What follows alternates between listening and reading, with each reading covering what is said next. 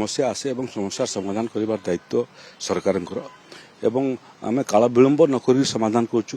ସମାଧାନ ହେବା କଥା, ନିଷ୍ପତ୍ତି ହେବା କଥା, ତ୍ୱରିତ ନିଷ୍ପତ୍ତି ହେବା କଥା, ବିଳମ୍ବ ହେବା କଥା ନୁହଁ। ଅଦିନିଆ ବର୍ଷା ଯୋଗୁଁ ଯେଉଁ ଫସଲ ନଷ୍ଟ ହେଉଥିଲା ତାର କ୍ଷତିପୂରଣ ପାଇଁ ବ୍ୟବସ୍ଥା ନଥିଲା। ଓଡ଼ିଶାରେ ମୋହନ ମାଝୀ ସରକାର ହେଲା ପରେ ପ୍ରଥମ ଥର ପାଇଁ ରାଜସ୍ୱ ଏବଂ ବିପର୍ଯ୍ୟୟ ପରିଚାଳନା ବିଭାଗ ମନ୍ତ୍ରୀ ଏବଂ ମୁଖ୍ୟମନ୍ତ୍ରୀ ଏବଂ ଅଧିକାରୀମାନଙ୍କର 2-3ଟା ବୈଠକ ହେଲା ପରେ ନିଷ୍ପତ୍ତି ହେଇଛି। କନଫ୍ୟୁଜନ୍ ନାହିଁ, ସେଟା ଅଲ୍ ଇଣ୍ଡିଆ ଗାଇଡଲାଇନ୍। ସେଇଟା କେତେ ପରସେଣ୍ଟ ଫସଲ ନଷ୍ଟ ହେଲେ କ୍ଷତିପୂରଣ ମିଳିବ ତାର ମାପଦଣ୍ଡ କେନ୍ଦ୍ର ସରକାର ଆଗରୁ ସ୍ଥିର କରିସାରିଛନ୍ତି। ସବୁ ରାଜ୍ୟ ପାଇଁ ସେଟା ପ୍ରଯୁଜ୍ୟ।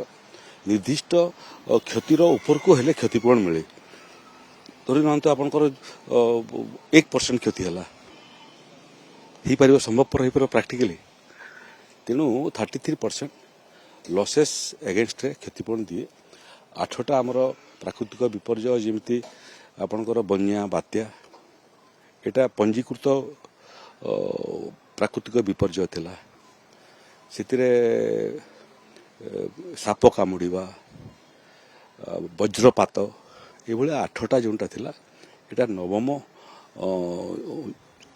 ଯୋଡ଼ି ହେଲା ଯେ ଅଦିନିଆ ବର୍ଷା ଯୋଗୁଁ ଯେଉଁ ଫସଲ ନଷ୍ଟ ହେଉଥିଲା ତାର କ୍ଷତିପୂରଣ ପାଇଁ ବ୍ୟବସ୍ଥା ନଥିଲା। ଓଡ଼ିଶାରେ ମୋହନ ମାଝୀ ସରକାର ହେଲା ପରେ ପ୍ରଥମ ଥର ପାଇଁ ରାଜସ୍ୱ ଏବଂ ବିପର୍ଯ୍ୟୟ ପରିଚାଳନା ବିଭାଗ ମନ୍ତ୍ରୀ ଏବଂ ମୁଖ୍ୟମନ୍ତ୍ରୀ ଏବଂ ଅଧିକାରୀମାନଙ୍କର 2-3ଟା ବୈଠକ ହେଲା ପରେ ନିଷ୍ପତ୍ତି ହେଇଛି।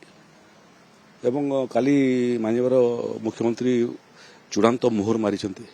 ବିଗତ ଅଦିନିଆ ବର୍ଷା ସମୟରେ ମଧ୍ୟ ଯେଉଁ ଫସଲ ନଷ୍ଟ ହୋଇଥିଲା ତାକୁ ସ୍ୱତନ୍ତ୍ର ଭାବରେ ଆମେ 291 କୋଟି ଟଙ୍କା ପ୍ରଥମ ଥର ପାଇଁ ଓଡ଼ିଶାରେ ଅଦିନିଆ ବର୍ଷା ଯୋଗୁଁ ଫସଲ ନଷ୍ଟର କ୍ଷତିପୂରଣ ଦେଇଥିଲୁ।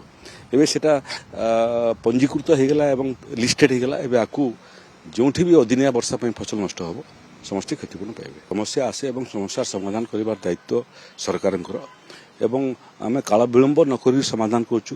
ସମାଧାନ ହେବା କଥା, ନିଷ୍ପତ୍ତି ହେବା କଥା, ତ୍ୱରିତ ନିଷ୍ପତ୍ତି ହେବା କଥା, ବିଳମ୍ବ ହେବା କଥା ନୁହଁ।